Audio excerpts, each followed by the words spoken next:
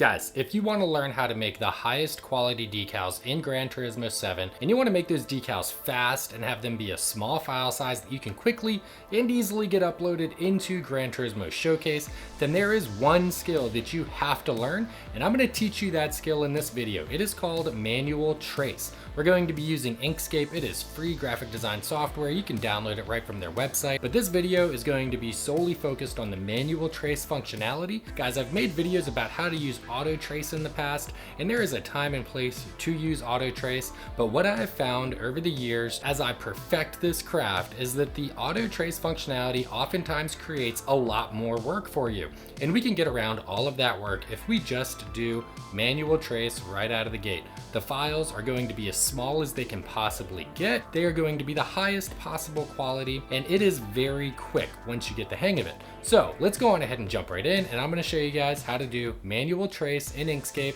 to get those high quality decals uploaded into Gran Turismo 7. So we're going to be doing this using two different decals today. The first one is this logo on the left. This is one that came through on the Discord server, and you can see it's very linear graphic where it's all pretty much straight lines. It's going to be a very easy graphic to do a manual trace on. The second one is going to be this 7 select graphic, and I pulled this right off of 7-Eleven's website, but you can obviously see there's a lot more curves. There's, text here. It's going to be a bit more nuanced. It's not just nice straight lines.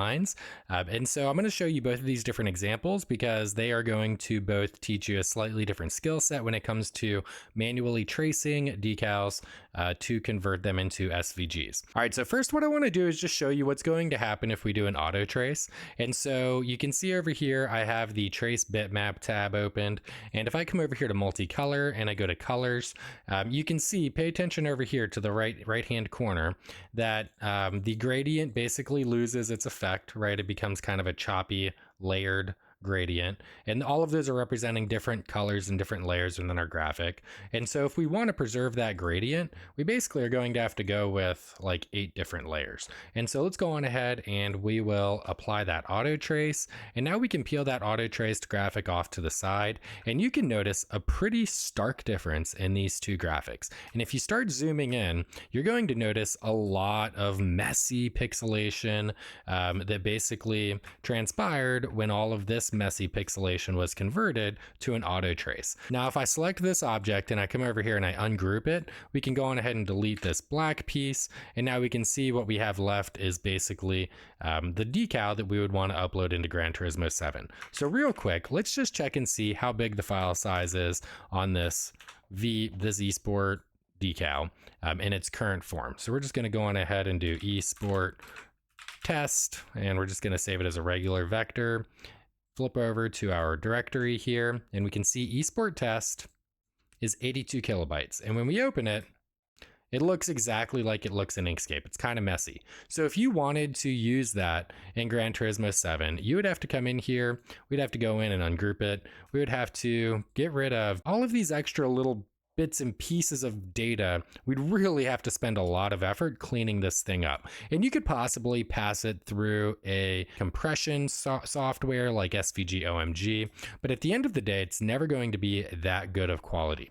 So now that you know why we want to do a manual trace, let's go on ahead and flip back over to our other document, and I'll show you exactly how to do that manual trace. All right, so first things first, what we do want to do is create a template. And so I'm going to flip over here to single scan, and we want to create a template because we're going to use this snapping functionality to make it just a lot faster to do the manual trace. And I'll show you what I mean by that here in just a second. And so we're going to go to single scan, and we're going to come over here, and we're basically going to play with this until we get more or less what we're looking for as far as the template is concerned. We're going to click apply, and now we can peel that off. And we're going to move it right down here to our artboard. And what I want to do now is start manual tracing. And the way that we're going to do that is, one, we're going to start by turning our snapping on. And then we're going to come over here and we're going to use the pen tool. This allows you to draw Bezier curves and straight lines using basically a pen. And I recommend using this and not the pencil tool, because the pencil tool, so first let me just show you how the Bezier tool works. So I click and I release click, release. Every time I click, it basically creates a new point. I'm going to click enter. And now if I look at that, you can see we have 1, 2, 3, 4, 5, 6, 7, 8 nodes. That is going to be basically non-existent. If we were to save like just this line, it's going to be nothing from a data, file size perspective. If I flip over to the pencil and I do something slightly different where I just manual freehand this, first of all, it's really hard to get nice clean lines. But then if I flip over here, you can see we just created like 1,000 nodes, and each of those nodes is a data point, and that takes up space. So we want to use the pen tool, and with the pen tool selected and with snapping turned on, we're going to come over here, and I'm just zooming in by clicking Control and then scrolling up on the mouse wheel, and I'm going to start with one of these corners, and we are just going to start tracing this object just like this. This is not going to take any time at all, and I'm not looking for perfection here because I'm demoing this for you. But if I were creating this and I did create it, I would spend a little bit more time making sure all of my corners and everything are exactly lined up the way that I want them to be. But now what I'm going to do is I'm just going to take this object, I'm going to peel it off to the side here, and I am going to go to fill and stroke up here. So stroke, we're going to turn off. Fill, we're going to select. We are going to have a fill, but we want that fill to be this blue color. So let's go on ahead and use our dropper tool right here. Select the blue color, and now we have the nice blue fill that we have in our logo up above. You can see that this triangle is here, and that triangle is actually a cutout. It's not a black triangle. So I do need that triangle in my graphic, and what I want to do now is flip back to our pen tool, and I'm going to trace that triangle. There we go. Okay, I'm going to create that object, and I'm going to move that over here, but we're going to fill that. Here we go. Actually, let's go over to stroke. We're going to remove the stroke, go over to fill. And then as far as the fill goes, let's just make it black. Now what I want to do is go to, whoopsies. I'm going to come up here and I'm going to go to path, object to path. I'm going to go here. I'm going to go path, object to path. I'm going to select the black triangle and then the logo. I'm going to go to path, and I believe it is intersection. Whoops, was not intersection. It's going to be path, difference maybe. There we go. And now we have that nice cutout there. Okay.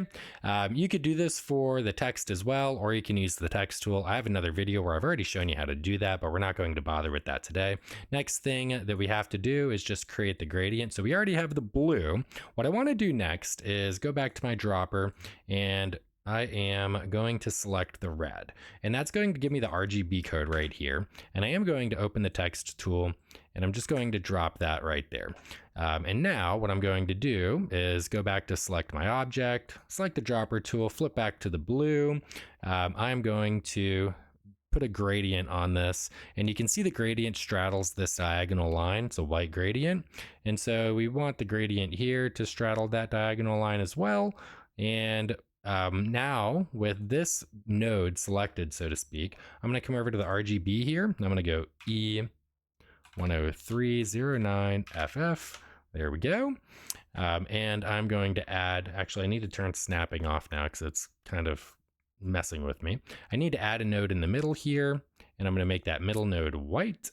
We'll just use our palette at the bottom here. There we go. And now all I have to do is basically refine this a bit, and not quite there yet. There we go. So close enough for now. Again, just for demonstration purposes, I'm going to take that. I'm going to flip that over to a new document. One thing I have noticed in Inkscape is even if I were to delete all of this other stuff and just save this graphic in this document is actually going to be larger than this graphic in this document from a file size perspective. Inkscape does this weird thing where it basically converts or stores some old data in your files. So I always like to take my final graphic and just paste it into a new document and save that document in and of itself.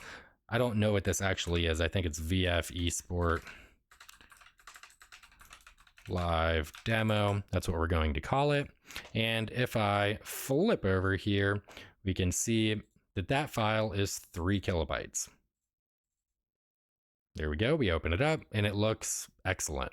So it is miles and miles better than the one that I did with the auto trace from a quality perspective. It's just lossless quality. and I can upload that into Gran Turismo right now and it will work. I may need to actually save it as an optimized SVG because it's a gradient, but once I do that, then I would be able to upload it. All right, so that is how we do a nice linear auto trace. We're gonna go on ahead and close out of that, and we're gonna flip back over here, and I'm gonna show you some quick demos on the 7 Select here. And with this one, we're not gonna do the whole thing, but I do wanna just show you how to really work with these curves because that can be kind of confusing, very confusing if it's your first time using the pen tool. So let's go on ahead, we're just gonna delete all of this. And we will take this, we're gonna do the exact same thing, create a template. And if we zoom in, we can see that we still have this like same kind of effect that we got with the previous one when we did an auto trace. And that is what you're fighting against when you do auto trace. All of these are little data points. You can just see all of these nodes. And this is what I talked about in my previous videos where you got to go in and delete all of these manually. It is so much work. It is so time consuming. And we can just completely get around that by doing an auto trace. Let's start with the orange part of the 7. So we're going to go over to our pen tool. We are going to turn snapping back on. And with this, there's different ways to do it. But what I like to do is create a linear shape first. So I'm going to basically just go on my corners, just like this. And the snapping tool helps to make that a lot easier. And then once you make your linear shape, you can grab, I'm gonna go on ahead and flip to edit paths by nodes. I'm gonna turn snapping off. Actually, let's leave it on because with this shape, it's gonna make things easier. And you just wanna find a spot along that path and click and hold. And when you do, you're going to be able to basically drag that around to create a curve. And so because we have snapping turned on, it's snapping right into place there.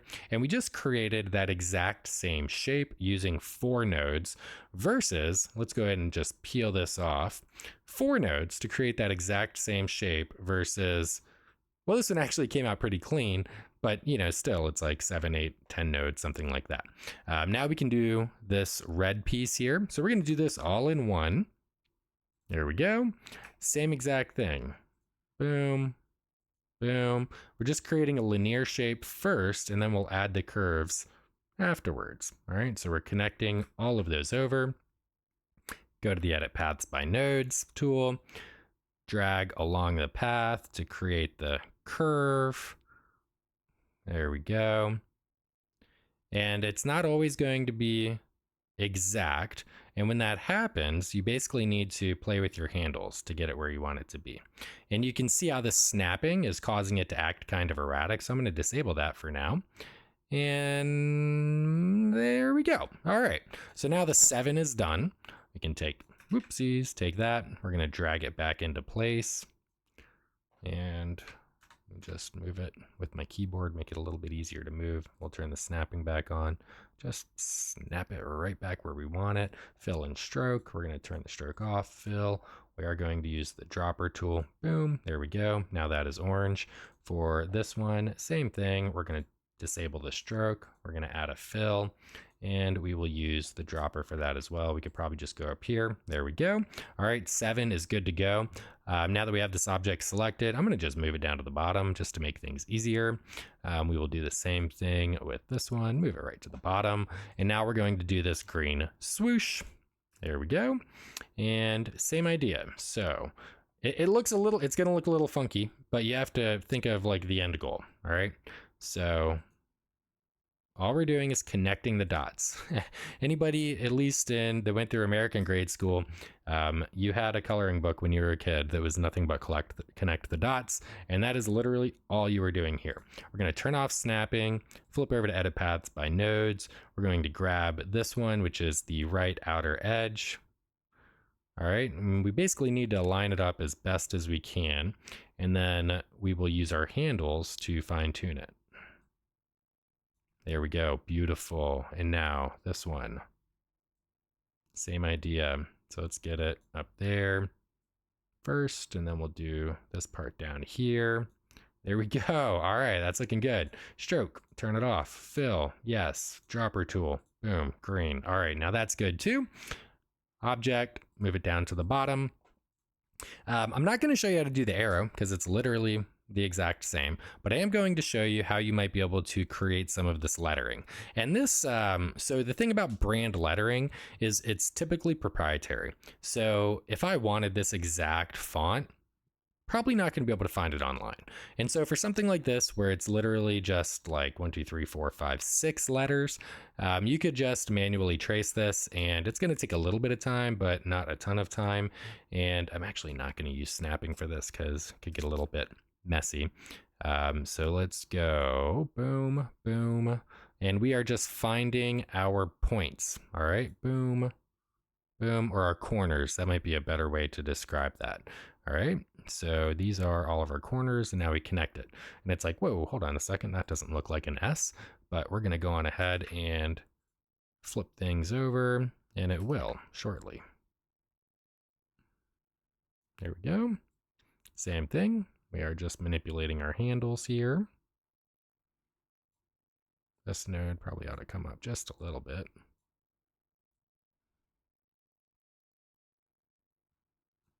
It's because it has such a thick stroke. It's because it has such a thick stroke, it's behaving kind of funny. But you do get the point, and if you wanted to disable or reduce the thickness of that stroke, you can do so very easily in the fill and stroke tool. But we're going to actually disable the stroke entirely here in just a second. So again, not really necessary. Now that's looking pretty good, but I'm having a hard time getting this part of the S to kind of reconcile without messing up this top part. And we might be able to make it work here, but really what we need is this to go just like straight over, just like that. So to do that, I'm gonna add a new node, and I did that just by double clicking along the path. Created a new node, and now that is almost a perfect S based off of how that is designed in the select graphic. So we're going to go back to stroke, turn stroke off, fill. We are going to have a fill, but this fill is going to be white. And there we go. Now you could just repeat that whole process for all of select. And I did. And I'm not going to go through compiling this whole decal for you, but I did do this already before making the video. And if we come over here, we can see the 7 select is 9 kilobytes. And when we open it, it's almost perfect. I may have messed up over here a little bit, actually. Yeah, but I could go back and fix that easily. But yeah, you can see it's not difficult to do the manual trace. It is single-handedly one of the fastest ways to get high quality decals into Gran Turismo 7, and to do so quickly. You just have to play with this pen tool and become familiar with it. And so as you connect your nodes together, the shape will automatically finalize. But if you wanted to just stop the shape there, you just have to click enter, and that will stop the shape right there. If you accidentally click one too many times, all you have to do is Control Z, just like if you were in like Microsoft Word, and it's going to back you out of those shapes that you already created. So those are just a couple of quick tips for getting more familiar with the pen tool. There are different ways to use the pen tool. I like to use it that way, where you create the linear shape first and then add the curves after the fact, instead of trying to add the curves live while creating the shape. But guys, hope you liked that video. Quick and to the point, how to create high quality decals fast using manual trace in Inkscape for Gran Turismo 7. If you did, hit that thumbs up button. Feel free to subscribe if you want to see more content like this in the future. Thanks so much for stopping by, you guys. Have a great rest of your day.